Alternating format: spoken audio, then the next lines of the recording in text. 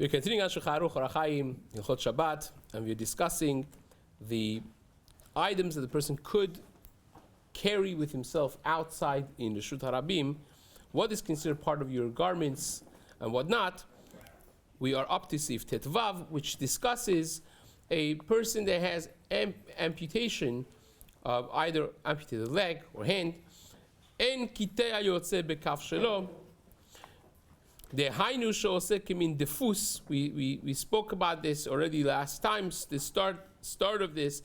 That if you have an item that a kitea uses, not for operation of walking, but just for the aesthetic beauty, the looks of it. It looks like a person that's not amputated, but it's not really used for walking, then it will be asur.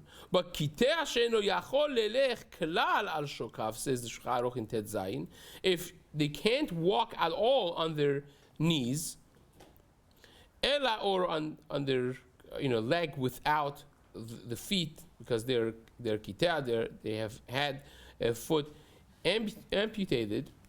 This is a person that doesn't have even the area of the lower leg, and therefore he sits on a seat and he pushes himself with his hands ahead, and he has to have something to protect the edges of what he has left from his legs, or what again, depending on what the situation is, if he's dragging them on the floor and they're going to be damaged, so he needs to protect and safeguard them. And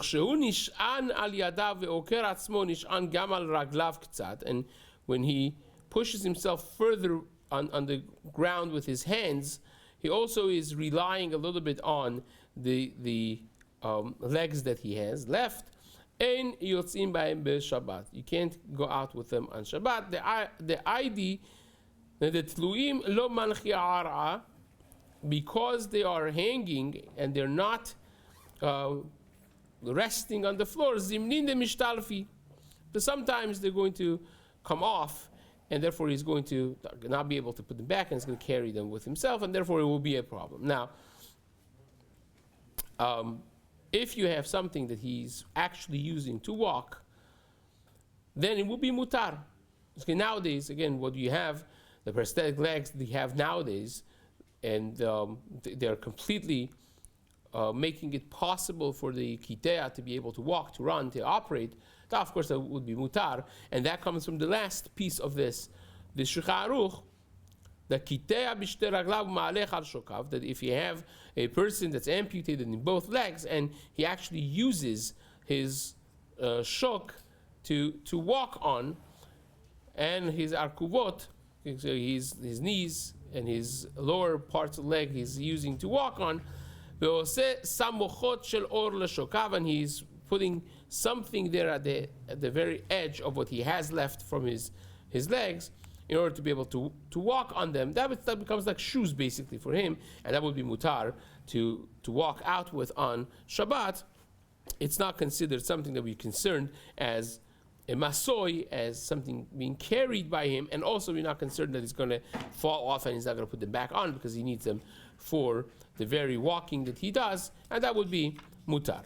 Again, the hashlachot ma'asiyot, the examples of the modern day, would be the sophisticated prosthetic limbs that there are, the foot, the legs. We had someone from actually that came here, did not speak here in the community, but he was going around that last year they were shot and they lost a leg, and you couldn't necessarily tell when they're wearing a long pants that they're using a fake leg, because they could pretty much normally walk around, and that's what they use. That would be obviously mutar on Shabbat.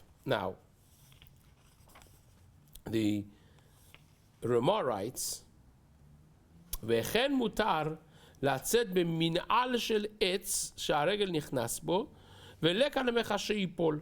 If you have, like, I think the Japanese have this, they have like the flip-flops that are wooden. The sole is made out of wood, and it's like slippers but from wood, right? So that the Rama says mutar to use. We're not so concerned that it's going to become, fall off of your leg, and you're not going to be wearing it afterwards. It will be mutar. ולא ילך אדם יחף בשבת, you should not walk barefoot on Shabbat, במקום שאין דרך ללך, in a place that it's not the custom to go barefoot, ולא יצא אדם בשבת כמו שהוא יוצא בחול, and you should not appear outside on Shabbat the way you appear outside in the weekdays. Now, the reason for this, that you should not go out barefoot in a place that people don't do that, the Darkei Moshe, the Rama, sounds like it's not just the Shabbat prohibition. You should not be doing that, period. Even during the week, you should not be doing that, because it's not, it's not a proper conduct. But at the same time, even in a place that their custom is to go out, yachef, to go out barefoot, on Shabbat, you should wear shoes, because you want to remember that today's Shabbat is a special, right? Also, it's Oneg Shabbat. You're not hurting yourself with the pebbles and everything else that could be found on the ground. You have proper shoes, Sha'asali kol sorki on shoes, because that once you have proper shoes, it's much easier to go around and about your daily life. And the Kaf HaChaim says the nafkamina that there is between the two reasons is a person that has sa'ar, if he does not go barefoot. He's so used to it. He's not used to having shoes at all. It bothers him to have shoes. He wants to be like natural, just walk around with his feet exposed. According to the Bach, then vadai is mutar, because it's not any better than eating on Shabbat, that we hold in Siman Behet that a person that eating bothers him, he could fast, he could not eat on Shabbat. But according to the Rama, then, a person should be wearing shoes, even if he doesn't necessarily really like it. Now, it's an issue of tzniut also, even during the weekdays. It's an issue of tzniut to not walk barefoot. It's considered more sanua, more proper to have proper shoes, even during the course of the week. ולא יצא אדם בשבת כמו שהוא יוצא בחול, בלתי דבר אחר שיזכור על ידו שהוא שבת. A person should walk on Shabbat with a dress code that is a reminder that today is Shabbat. ולא יבוא לחללו, and you'll not come to desecrate Shabbat. Now, this obviously is an opportunity to mention what we have said once before as well, that the so-called minhag, the custom that some people have, that Shabbat afternoon is like more lax, is more casual, coming to shul without a suit, without a tie, without Bigdei Shabbat, coming with almost like a Sunday. Obviously, that is not the proper conduct. Shabbat afternoon, especially, is the holiest moments of Shabbat. Et Ra'avad Ravin. It should be with proper attire for the kavod of Shabbat. And this is again a Rama. It's not just a concept, but it's also a halachic consideration to remember that it's Shabbat, and that is mentioned tucked away over here in Siman Shin Aleph, the end of Seif Tet Zayin. Going forward, Seif Yud Zayin, Maran writes, if you have a lame person that can't walk without crutches, without a cane, mutar lelech bo afilu eno kashur bo. You could go out with it, even if it's not tied to you, But if you don't really need a cane, you could walk without a cane. It just helps you a little bit, right? It helps you, makes it easier, it's safer. But you could, generally speaking, you could just walk without a cane also. Then it will become a problem, of course. If you're only taking it for extra support, for safety purposes, but it's not something that's absolutely needed for your walking, then it will become, of course, asur to go out with it. Because we are concerned, very much concerned, that you're going to be carrying it, and that by itself, taking it out, is the carrying. So it says the Mishna Berura, it's like your shoe if you can't walk without it. So it's considered part of yourself, and it will be mutar. Now, you have an elderly individual that at home walks without a walker, without a cane, and when he goes out, he goes with a cane because it's a longer walk, so he wants to be able to stop and lean on it a little bit. It's kind of like, it gives him the comfort and the security. That, of course, will be a problem, right? That would be not mutar. Now, if a person's going in a road that there's serious consideration that maybe he's going to fall because it's icy, it's cold. Imagine like elderly individuals in East Coast in a winter. That would be obviously a different story altogether, because now it's wet or it's icy, and the slope of the path that they're taking is in a way that they may actually roll down or fall because it's not a straight surface, or it's icy, right? Shekorin ice, right? Ice. So even though that this person would be safe to walk at home or in the summer, but now it's real consideration that they may fall and really hurt themselves, that also is mutar to go out with a cane or a walker. The dami, the chiger, that's the same thing as a chiger in this scenario. And even though that there is pushback from the achronim on this, that is the opinion of the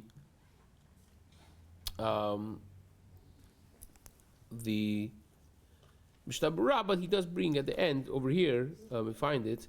Yeah, here it is. There are others aside from Eli Rabbah that they are not so happy with this taz that allows it. Rak makom sheyesh eruv, unless there is eruv, and then you could obviously rely on the eruv, and that would be mutar. Now, how about the wheelchair that we have nowadays, right? Now the wheelchair, we're talking about the wheelchair that the person is wheeling themselves out and about. So the tour, obviously, the Shulchan Aruch says that you can't go out with a kiseh, with a chair. But back then it was not a wheelchair, it was just the thing that they would have to push up themselves with their hands and move, jumping, basically like hopping. That was like a hopping chair, not a wheelchair. So that's what they're talking about there. And it has its restrictions. And this became like a whole question throughout the generations as these items developed in technology of becoming better and better and easier. You find the Bach and the Sherkas Gdolah, Chaim Meneshti, Maran Chida, many others that they discuss this and different applications of it. But Lemaaseh, the diyun comes in our generations, ends with a person that has amputated legs and he can't walk, and therefore he goes out on a wheelchair. If it's mutar to go with a wheelchair outside, that based on the discussion, the poskim, would become asur, really, if you go, dive deep. But lemaser, the none other than the Ben Ish Chai in his Sherot Utshuvot, Rabbi Alim, he discusses this in Chelek Aleph in Orach Chaim Siman Kafchet. He discusses Kisei Galgalim Kafhei. He discusses the wheelchair, whether that's mutar on Shabbat, and he says that it's different between this and what Chazal had in the time of even Bet Yosef and Sherek Knesset Gdolah, because there is a need that other people should be carrying it with him, carrying him with it, or so on. But here, in our case, he could do it himself. He doesn't need other people to do it for him. I read to you the language that's brought over here in the name of the Rapa'alim. ששם יש צורך שבן אדם יישאו אותו להדיא ואסרו משום עובדין דחול. It's going to be asur because of עובדין דחול. מה שאין כן היושב על אופניים, he calls it אופניים, this wheelchair. ועל ידי דחיית הגלגלים, when you push the wheels with your feet or with your hands, הוא הולך מאליו, he goes by himself, he doesn't need anyone to help him, push him. אין זה משום עובדין דחול. That's not necessarily עובדין דחול, ושאני תשובה מדין הכיסא שנושאים אותו בני אדם להדיא is very different than what they used to have. Nowadays maybe still in Far East you have this, that fancy people, they have them on this chair that people carry around. ולפי זהו הדין שיש להקל בכיסא גלגלים. Therefore, says the Ben Ish Chai, it could be mekel with kisei galgalim, with a wheelchair. Now, in Simchat Kohen, one of the Rabbanei Tunisia, Rabbi Rachamim Chai Chavita Kohen, he writes in his Tshuvot, he was the Rebbe of the Mazuz family, right? The Mazuz family that now they're one of the most the glorious families of Klal Yisrael, many generations of Talmidei Chachamim, Poskim, and Mechaber Sfarim. So their Rebbe back in Tunisia was Rachamim Chai Chavita Kohen, a tremendous person. Also, they picked up the diktuk that they have, the whole Ish Matzliach. The diktuk thing is really from him. He was a prolific writer. He was unfortunately a tremendous Bal Yisurim. He passed away at a young age. But again, in his Tshuvot, he writes that you see from the language of the Shulchan Aruch to be matir this, because just like a kitea and chiger, they could go out with what's needed for them for their walk. Here also, the kisei galgalim, the wheelchair is what's needed for him to walk, and therefore it would be mutar.